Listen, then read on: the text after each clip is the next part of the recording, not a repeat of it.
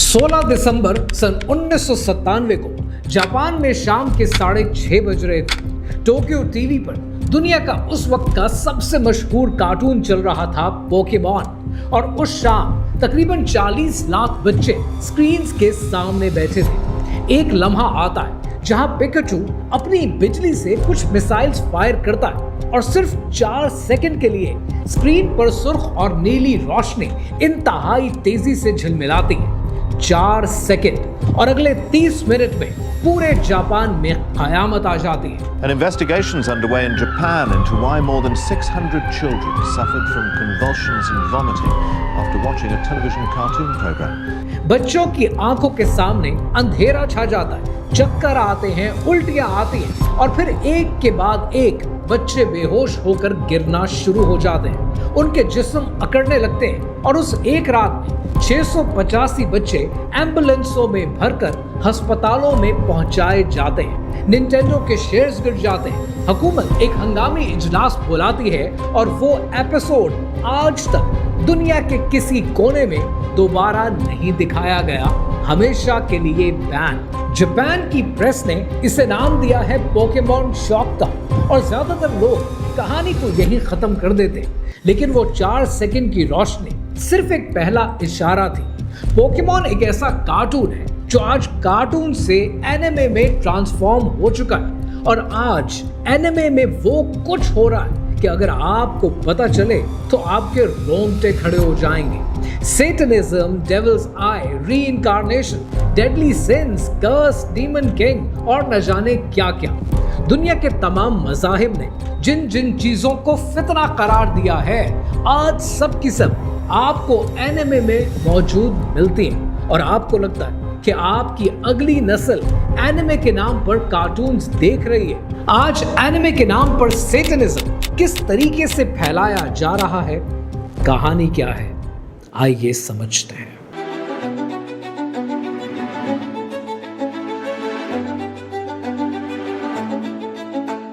मैं अपनी रिसर्च के लिए एनिमे की दुनिया में उतरा कि आजकल एनिमे में चल क्या रहा है, और मुझे एक चीज बार बार नजर आई कि वो तमाम काम जिन्हें हर आसमानी मजहब ने, हर नबी ने जिनसे साफ साफ मना किया है, आज उन कार्टून्स में बच्चे को बिल्कुल खेल के तरीके से खूबसूरती से सिखाए जा रहे हैं। मैं आपको कुछ शोज दिखाता हूं जो इस वक्त करोड़ों लोग देख रहे हैं, करोड़ों बच्चे देख रहे हैं, जवान देख रहे हैं, लेकिन मैं आपको उनकी कहानी नहीं सुनाऊंगा। मैं आपको वो दिखाऊंगा जो उनके अंदर छुपा हुआ है। इस कहानी को शुरू करते हैं 2 ऐसे शोज से कि अगर आप एनिमे देखते हैं तो पॉसिबल ही नहीं है कि आपने इनका कभी नाम ना सुना हो।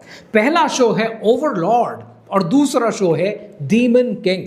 अब ये दोनों शोज दिखाते क्या, इसको समझने के लिए थोड़ी सी एनालॉजी को समझते हैं। इब्लीस का गुनाह था क्या, फिरौन का दावा था क्या, ओवरलॉर्ड और डीमन किंग जैसे शोज का पूरा मकसद क्या है, ये इनका मकसद, इनका प्रोग्राम है क्या कि एक आम इंसान ताकत हासिल करे, खुद एक डीमन किंग, एक खुदा जैसी हस्ती बन जाए, और कहानी जब चलती है तो कहानी आपको उसके साथ लाकर खड़ा कर देती है।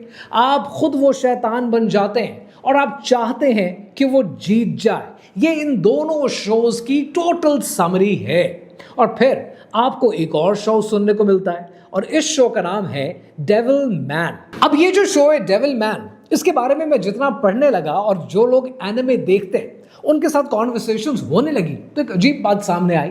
वो बात ये थी कि डेविल मैन जैसे शोज को क्लासिक कहा जाता है। एक इंसान के शैतान से यकजा हो जाने पर ये पूरा शो खड़ा है।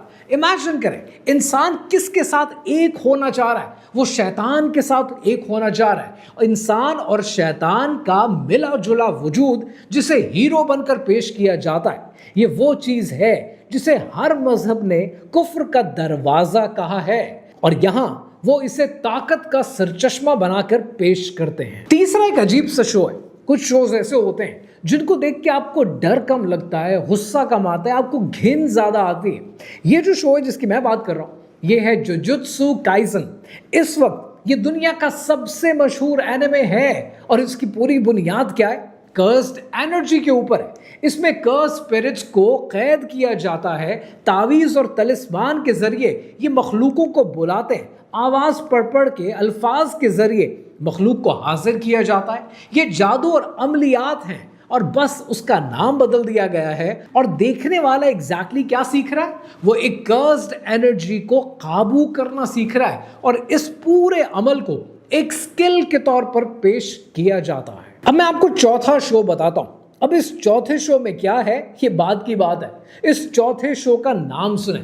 اس چوتھے شو کا نام ہے The Seven Deadly Sins.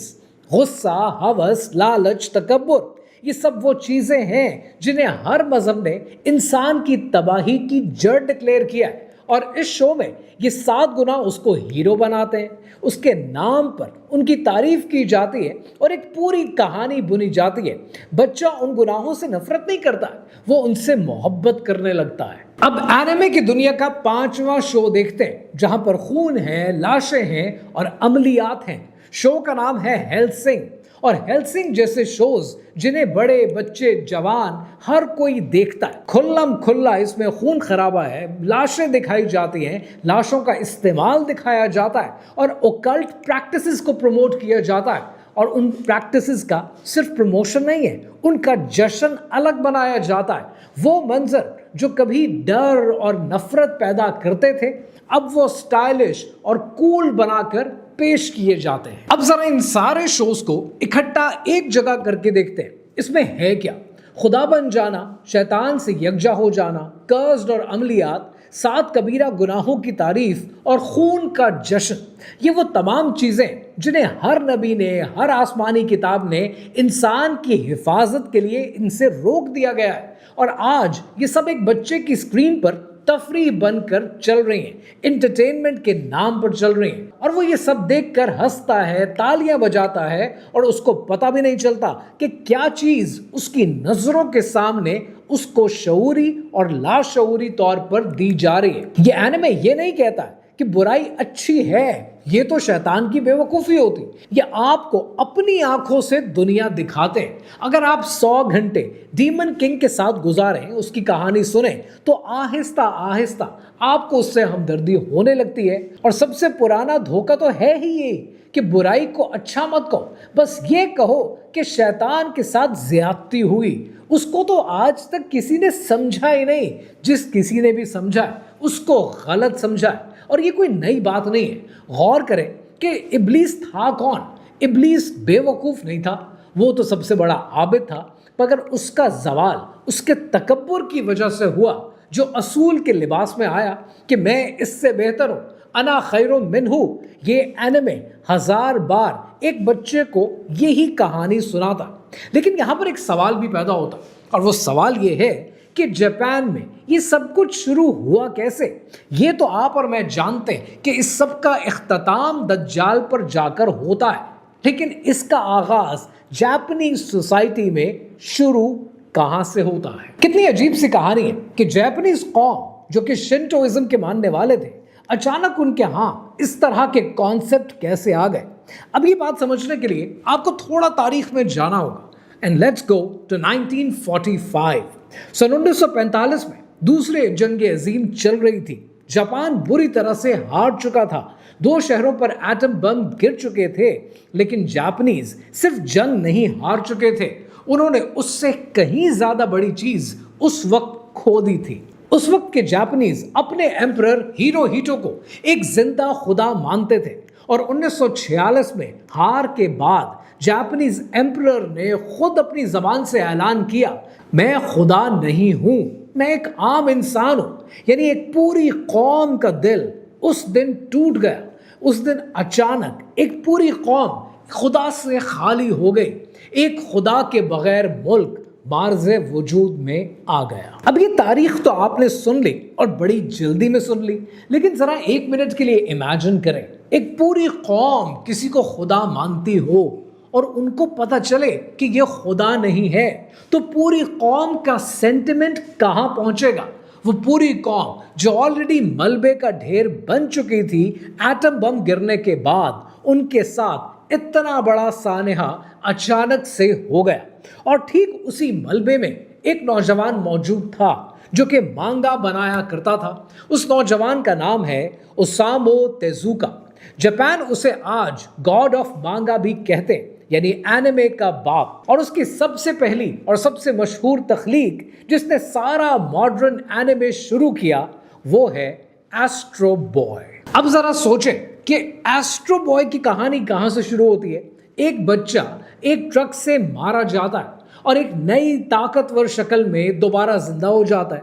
वही ट्रक कौन, वही मौत का दरवाजा और वही पैटर्न। अब ये पैटर्न पहले ही फ्रेम से इस आर्ट की बुनियाद में डाल दिया गया, एक ऐसी कौम के हाथों जिससे उसका खुदा छीन लिया गया हो। हैरानगी की बात यह है कि जापान का ये एम्परर जिसने ऐलान किया कि मैं तुम्हारा खुदा नहीं हूं, वो उसी दिन मरा जिस दिन ये गॉड ऑफ मांगा ओसामू तेजुका मरा। और लोगों ने शहंशाह की मौत का अफसोस इतना नहीं किया जिन्होंने गॉड ऑफ मांगा की मौत का अफसोस किया, जिसके ऊपर जापान की हुकूमत सटपटा गई कि कुछ ऐसा हो जाए कि लोग शहंशाह की मौत का भी उतना अफसोस करें जितना एनिमे के किंग का किया करते हैं। अब मैं आपको एक हदीस याद दिलाता हूं, फिर उसके बाद फैसला आपने करना है। रसूलुल्लाह सल्लल्लाहु अलैहि वसल्लम ने फरमाया कि आखिरी ज़माने में सबसे बड़ा फितना आएगा, फितना दज्जाल। और उस फितने की सबसे बड़ी खासियत आपको पता है क्या है? वो खासियत ये है कि वो चीज़ों को उल्टा करके दिखाएगा। रिवायत में आता है कि दज्जाल के साथ एक जन्नत होगी और एक जहन्नम, लेकिन जिसे वो जन्नत कहेगा वो हकीकत में आग होगी, और जिसे वो आग कहेगा वो हकीकत में ठंडक होगी। उसका पूरा फितना एक ही असूल पर चलता है कि सही को गलत और गलत को सही दिखाना। अब जरा रुक कर सोचें कि दज्जाल का असल हथियार क्या है। वो ये है कि वो आपकी नज़र को उल्टा कर दे। वो बुराई को इतना खूबसूरत, इतना हमदर्दी वाला बना देगा कि आप खुद से मोहब्बत कर बैठेंगे और आपको यकीन होगा कि आप बिल्कुल ठीक हैं, आप अच्छाई के साथ खड़े हैं। यानी दज्जाल का फितना आने से पहले जमीन उसके लिए तैयार की जाती है, दिल उसके लिए तैयार किए जाते हैं। और जब एक पूरी नस्ल बचपन से ये सीख ले कि शैतान बेचारा है, बगावत बहादुरी है और इंसान खुदा बन सकता है, तो वो उस दिन के लिए नस्ल तैयार हो जाती है जब कोई आकर ये कहेगा कि मैं तुम्हारा रब हूं, और वो उसको पहचान नहीं पाएंगे क्योंकि उनकी नजर बहुत पहले ही उलट कर दी जा चुकी है। अब जरा वापस चलते हैं उस रात की तरफ। जापान 1997, वो 685 बच्चे। डॉक्टरों ने उस रात एक लफ्ज इस्तेमाल किया, फोटो सेंसिटिव सीजर। इसका मतलब क्या है? इसका मतलब ये है कि वो रोशनी बच्चों के सोचने से पहले, उनके ख्याल से पहले उनके अंदर पहुंच गई। यानी बच्चे ने ये फैसला नहीं किया कि क्या ये फायदेमंद है या नुकसानदेह, क्या मैंने अपनी निगाह को कार्टून पर टिकाए रखना है या नजर हटा लेनी है। रोशनी ने उसके शऊर को बाईपास किया और सीधा उसके दिमाग के अंदर जाकर उसे हिला दिया। और सबसे अजीब बात ये कि जब जापान के टीवी चैनल्स ने इस खबर को कवर करने के लिए दोबारा फुटेज चलाई, तो दोबारा लोगों ने रिपोर्ट किया कि लोग बेहोश होना शुरू हो गए। यानी वो रोशनी अपना काम कर रही थी, चाहे उसे किसी भी मकसद के लिए इस्तेमाल किया जाए। ये रात तो गुजर गई, वो खतरा भी टल गया और बच्चे अपने घरों को वापस आ गए, उनका इलाज भी हो गया। लेकिन जो रोशनी उनके अंदर तक पहुंच चुकी थी उसका क्या? और यही मेजर और इंपॉर्टेंट बात है। और दज्जाल का फितना असल में काम भी ऐसे ही करता है। रिवायत में है कि ये फितना इतना जबरदस्त होगा कि बड़े से बड़ा इंसान धोखा खा जाएगा, क्योंकि वो दलील से नहीं आएगा, वो नजर को बदल कर आएगा।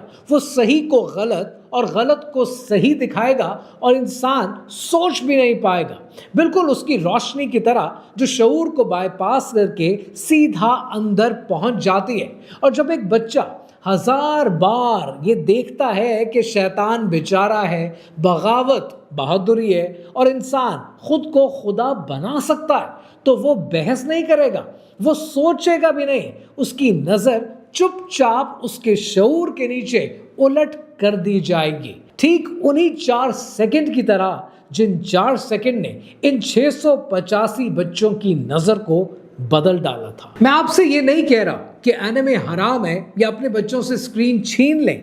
कहानियां انسان کی فطرت ہے.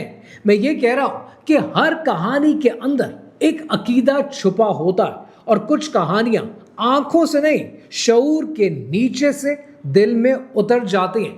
جاپان کے آسمان سے ایک دن ایک جھوٹا خدا ان سے چھین لیا گیا اور اس کی جگہ کہانیوں سے انہوں نے پر کرنے کی کوشش کی. لیکن سوال یہ ہے کہ آج آپ کے بچے کی اسکرین پر جو کہانیاں چل رہی ہیں وہ اس کے دل میں کس جگہ جا کر بیٹھتی ہیں؟ کیونکہ وہ جگہ جو رب کے لیے موجود ہے وہ جگہ کبھی خالی نہیں رہتی ہے. اگر آپ اس میں صحیح خدا نہیں رکھیں گے تو کوئی اور آئے گا اور وہ کسی اور کہانی کے ذریعے اپنا خدا وہاں پر بٹھا دے گا. اور اس دن جب اصل فتنہ آئے گا آپ کا بچہ اسے پہچان نہیں پائے گا کیونکہ اس کی نظر بہت پہلے ہی بدل دی جا چکی تھی. کیونکہ یہ جنگ نظروں کی ہے اور وہ جنگ آج بھی جاری ہے. صدیوں پہلے ایک بڑے مفکر بلیز پاسکل نے کہا تھا کہ ہر انسان کے اندر ایک خالی پن ہے، ایک ایسی جگہ جسے وہ دنیا کی ہر چیز سے بھرنے کی کوشش کرتا ہے، پیسے سے، شہرت سے، طاقت سے، دولت سے، محبت سے. لیکن وہ جگہ کسی چیز سے نہیں بھرتی، وہ صرف اپنے خالق سے بھرتی ہے.